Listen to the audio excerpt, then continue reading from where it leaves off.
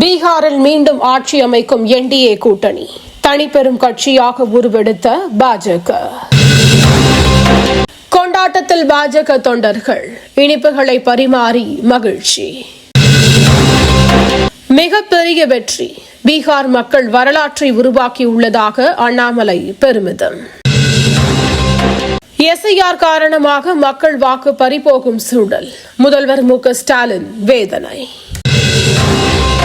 தமிழக அரசு சரியாக தீவிரமாக ஆய்வு செய்யவில்லை, மேகதாது விவகாரம் தொடர்பாக ஓபிஎஸ் கருத்து. பீகார் போலவே தமிழ்நாட்டிலும் தேர்தல் முடிவுகள் இருக்கும், பாஜக எம்எல்ஏ வானதி ஸ்ரீனிவாசன் உறுதி.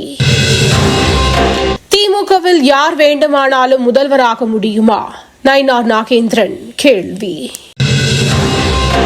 வென்றால் துள்ளி குதிப்பதும் தோல்வியடைந்தால் கவிழ்ந்து படுப்பதும் காங்கிரசுக்கு கிடையாது, செல்வ பெருந்தகை பேட்டி.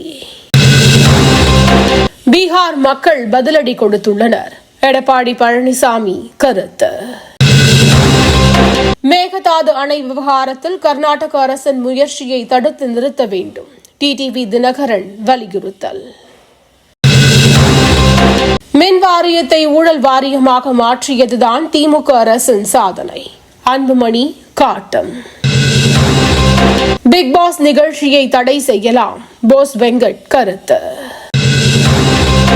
உக்ரைன் தலைநகர் கீவில் பரபரப்பு, இரவு முழுவதும் ரஷ்யா ஏவுகணை தாக்குதல். அமெரிக்காவில் பள்ளிகளுக்கு தொடர் வெடிகுண்டு மிரட்டல், மாணவர்கள் வெளியேற்றம்.